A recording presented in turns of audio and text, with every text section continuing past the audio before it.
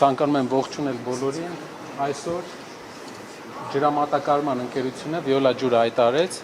որ մայիսից սկսած մինչև սեպտեմբերի 15-ը Երևանի մեծ մասը օրական 7 ժամ ջուր չի ունենա։ Ինչպես գիտեք, մեր հիմնական նպատակը մարդկանց մասին, մարդկանց կյանքի վրա ազդող փոփոխություններ բերելն է եւ լավարկումներ անելն է։ Ինչու է սա կարևոր։ Ժամը 12-ից մինչև առավոտ ժամը 7-ը մեր երկրում, մեր երկրի մայրաքաղաքում 21-րդ դարում 100,000-ավոր բնակիչներ ջուր չեն ունենալու։ Ու սա մեր պետական ռազմավարության ընդհանրապես սխալ քաղաքականության հիմնական կիզակետն է, արդյունքն է։ Պետությունը ունի 3 հիմնական ենթակառուցվածքային ուղղություն։ Առաջինը ջուրն է, երկրորդը գազը, երրորդը էլեկտրականությունը։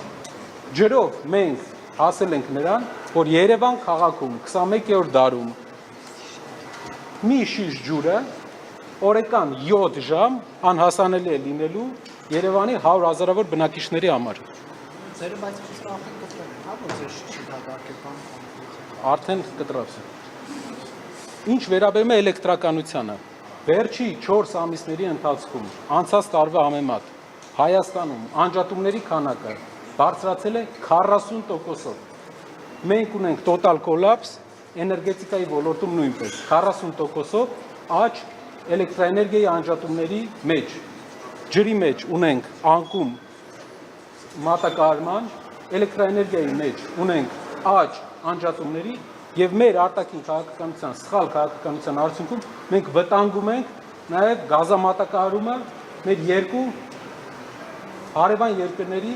հետ հարաբերությունները վատացնելու միջոցով։ Սա շատ կարևոր մարտահրավեր է մեզ համար, ջուրը անհրաժեշտություն է, ջուրը ճոխություն չէ։ Եվ մենք պետք է այս հարցը կարողանանք լուծել նորմալ կառավարման արդյունքում մեր երկրում սա պետք է հարց չլինի։ Բժշկական հաստատությունները պետք է 7 ժամ ջրից զրկված չլինեն։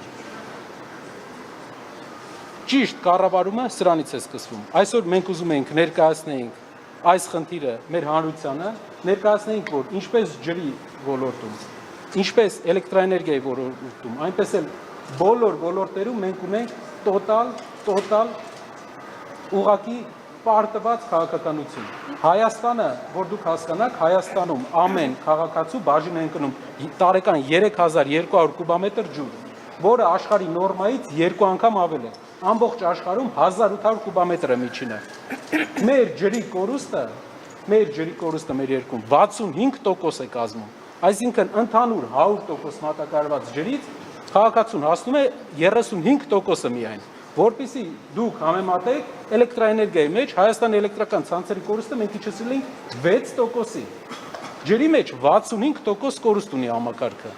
Սա ոչ էֆեկտիվ կառավարման արդյունք է եւ պետական քաղաքականության բացակայության արդյունք է։ Ամենամեծ, ամենաջրառատ երկրներից մեկը տարածաշրջանի չի կարող բախվել այս խնդրի հետ։ Ջուր կա, կառավարում չկա մեր երկրում։ Պարոն Կարապետյան, քաղաքացիները անխնայողաբար չեն օգտագործում ջուրը։ Օրինակ, գյուղերում ես տեսել եմ, որ գիշերային ժամերին եւ ջուրը եղել է, այսպես իրենց այգիներն են բացողում, ոռոգում են եւ այլն։ Մինչդեռ ոռոգման ջուր կա, չէ՞, տրամադրվում, այսինքն խմելու ջրով ոռոգում են նաեւ իրենց այգիները։ Դուք պատկերացրեք 5 միլիարդ կուբամետր Հայաստանը ջրի պաշար ունի, ամեն տարի վերականգնվող։ Մենք ընդհանրապես օգտագործում ենք 170 միլիոն կուբամետր։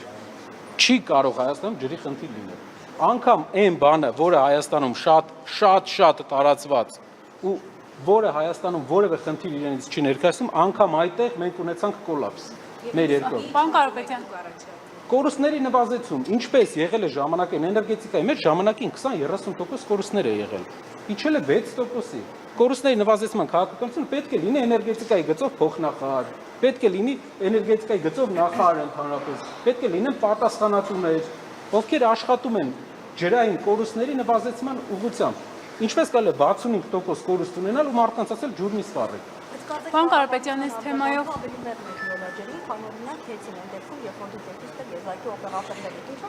Սա ընդհանրապես կառավարության քաղաքականության ձախողման վառ օրինակ է։ Յուրաքանչյուր վայր, յուրաքանչյուր տեղ, որտեղ ուզում եք ձեր մատը դրեք, կա ձախողում։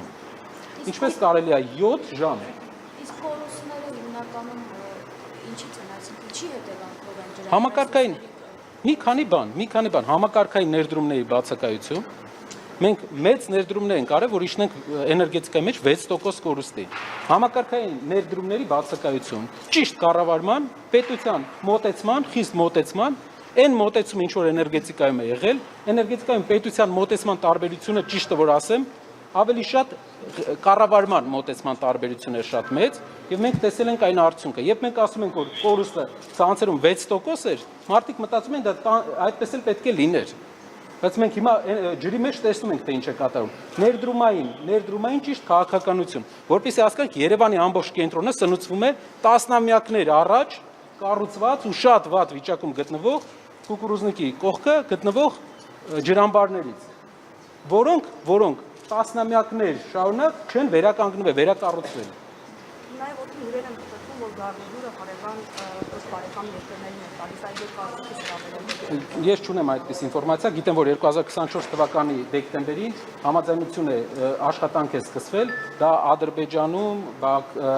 Ամերիկայի դեսպանատունն է հայտարարել, որ համագործակցություն է սկսել ջրօգտագործման հետ Հայաստանի եւ Ադրբեջանի միջեւ, բայց այդպես տեղեկություն իհարկե չկա։ Պարոն Կարապետյան, այս թեմայով մենք այսօր շփվել ենք քաղաքացիների հետ ջրի թեմայով։ Արմատ մեդիան հարցումներ արեց մարդկանցից, կարծիքներ փորձեցինք ճշտել ու բավականին այսպես դժգոհության ալիք կա։ Հիմա ուզում եմ հարցնել, հնարավոր համարում եք օրինակ ընտրություններին նախընթաց իշխանությունը փորձի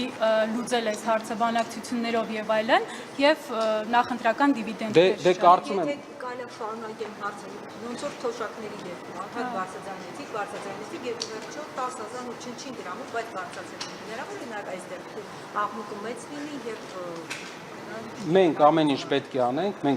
է անենք, որ մինչև մայիսի սեզոնը կարողանան այդ հարցը լուծման գալ։ Թոշակների առումով ես համարում եմ, որ սա ընդհանուր ընդդիմության եւ իշխանության կողմից վտանգի զգացողության արդյունքներ, որտեղ որpիսի դուք պարզ հասկանաք, պետական բյուջեում չկար դրված թոշակը բարձրացնելու ծրագիր։ Պետական բյուջեն ընդունվել է 2 ամիս առաջվա ծրագրով, մենք չունենք թոշակը բարձրացնելու, պետությունը չուներ։ Եվ մենք սա համարում ենք հաղթանակ, մենք ուրախ ենք այս փաստի համար, որ վերջապես այսքան տարիներ հետո թոշակի այսպիսի բարձրացում եղավ։ Բայց դա նախընտրական դիվիդենդներ չէր։ Ընտրությունների օրը հայտարարել։ Ասեմ։ Դուք թող մարդկանց համար դրական ազդեցություն թողնի, մարդիկ ովքեր 35,000 դրամ են ստանում, թող իրենց համար դրական ազդեցություն թողնի, մեր մարդիկ ունեն բարձր իրավագիտակցություն, բարձր գիտակցություն, կարծում եմ, որ ինչ էլ ուզենան անեն, մարդիկ իրենց կարծիքը կասեն, բայց վերջապես մարդկանց դրական արդյունք եղավ։ Այսքան տարիներ հետո լուրջ փոփոխություն եղավ։ Բյուջեում չնախատեսված աճ, ճնշման արդյունքում, վտանգ զգալու արդյունքում իրենք նախատեսեցին եւ թոշակները բարձրացրեցին։ Սա չէ հաղթանակը։ Դուք նշում եք, որ 8 տարի մատեմատիկին չէին տալիս թոշակ բարձրացնել համար, բայց չէ կարծում որ ձեր այս հայտարարությունի մանիպուլյացիոնային առումով, որ 2018 թվականին թոշակը նվազագույն եղել է 16,000, կարծեմ 600 թե 900 դրամ, բայց այս տարիների ընթացքում հասել է մինչև 36,000։ 21 թվականին իրենք հայտարարել են, որ միջին թոշակը պետք է լինի 60,000-ից ավել։ 21 թվականից հետո 5 տարվա ընթացքում միլիարդավոր դոլարներ ռուս-ուկրաինական պատերազմի արդյունքում Հայաստանի բյուջե մտնելուց հետո 49,000 դրամը չի անցել։ Իրենց խոսք տված թվերը չեն կատարել իրենք։ Ու մինչև վերջին այս process-ներն էլ, մինչև մեր process-ների մեջ ներգրավելն է, ոչ մի կանխատեսում չկար, որ իրենք պետք է վերանայեն։ Բյուջեում դրված չէր դա։ Սա ցույց է տվել, սա ցույց է տալիս տարի չեն բարձրացրել։ Մենք տեսնում ենք վերջի 3-4 տարին, 21 թվականի վերջի 3-4 տարին մենք տեսնում ենք, որ նախանշած ցուցանիշի հետ համեմատած որևէ լուրջ տարբերություն չի եղել։ Իսկ ընտրություններից առաջ, անգամ եթե ընտրություններից առաջ է, այս աճը մենք ողջունում ենք, սա հաղթանակ է, սա ճիշտ քաղաքականություն է, լավ կլիներ, որ սա նաև հակառակ համեմատական ունենար պարտավորավճարների հետ, պարտավորավճարները վերանայվեին դեպի նվազում, իսկ թոշակները վերանայվեն որպես դեպի ավելացում։ Սա մեր կողմից, մեր ընդդիմադիր նաև որոշ գործընկերների կողմից աշխատանքի արդյունք է, նաև վտանգի զգացողության արդյունք է։ Բայց չեք կարծում, որ անհավասար պայմանների Գիտեք, եթե այդ լծակները բերում են մեր ժողովրդի բարօրությանը, թող կիրառվեն։ Պարոն Կարապետյան, արգելեցին հա օրենքով բարի գործություն անելը որոշ ժամանակ առաջ։ Իսկ հիմա իրանք կարծես թե այսպես դիտարկումա թոշակներն են բարձրացնում եւ մարդիկ քաղաքացիները փոխագետները այսպես կարծիք են հայտնում, որ սա օրենքով ընդունված ընտրակաշարքի ձև է, լեգիտիմ ընտրակաշարք է։ Կա բարձր գիտակցություն մեր հասարակության կողմից եւ դա չեմ կարծում, որ կունենա այնպիսի ազդեցություն, մարդիկ կհասկանան, որ մեր երկրին պետք է ակտիվ ուժեղ տնտեսություն, որպեսզի կարողանանք հետագայում էլ բարձրացնենք մեր տնտեսության կողմից սոցիալական ոլորտին տրվող ֆինանսավորումը։ Դրա համար պետք է ակտիվ տնտեսական քաղաքականություն։ Ընտրությունից ընտրություն բարձրացնելը դա լուծում չէ։ Էլ եմ ասում, անգամ այս բարձրացման արդյունքում, որի համար մենք շատ ուրախ ենք, մեր երկրում ամենանվազագույն զամբյուղին դեռ չի ասել միջին թոշակը։ Ձեր իշխանության գալու պարագայում նվազագույն կենսաթոշակը ինչքան է կոստանում։ Մեր քաղաքականությունը այսպիսին է։ Հայաստանում կա 500,000 թոշակառու եւ 500,000 մոտ թոշակառու, որից տարիքային եւ նաեւ հաշմանդամություն ունեցող եւ մոտապես 800,000 գրանցված աշխատող, որից 600,000-ը մասնավորում, 200,000-ը պետականում։ Որպեսզի մենք կարողանանք մեր քաղաքականությունը ինչու՞մ է կայանում, նոր աշխատատեղերի ստեղծման քաղաքականություն նպատակը ինչ է։ Եթե 200,000, 300,000, օրինակ 3 տարում 200,000, 5 տարում 300,000 աշխատատեղ ենք մենք ստեղծում ենք մեր երկրում, դա բերում է միլիարդավոր դրամների եկամտահարկի վճարում, որի արդյունքում մենք կարողանանք վերանայենք սոցիալական վճարները եւ մեր հասարակության նշանակալի մասի համար ապահովենք բազային մինիմալ զամբյուղի պահանջարկի իրականացում, այսինքն մարդը որ կարողանա իր թոշակով իր համար սնունդը, էլեկտրաէներգիայի վճարը, գազի վճարը կարողանա վճարել։ Պարոն Կարապետյան, եւ այդ բարեգործությունների հետ կապված հակակոռուպցիոն կոմիտեն ինչ-որ ուսումնասիրություններ հարց են տալիս։ Հակակոռուպցիոն կոմիտեն ինչ-որ ուսումնասիրություններ է սկսել ուսանողների ուսման վարձերի հետ կապված, արդեն ինչ-որ անձինք հրավիրվել են կառույց, ինչ-որ տեղեկություններ ունեք գործընթացից։ Ոչ տաշի բարեգործականը տասնամյակներ բարեգործություններով է զբաղվում, կա հազարավոր շահառուներ, դա այնպես չէ որ ինչև մի process է, մի process-ից հետո մենք այդպես մտահոգություն ճիշտ որ ասեմ չունենք։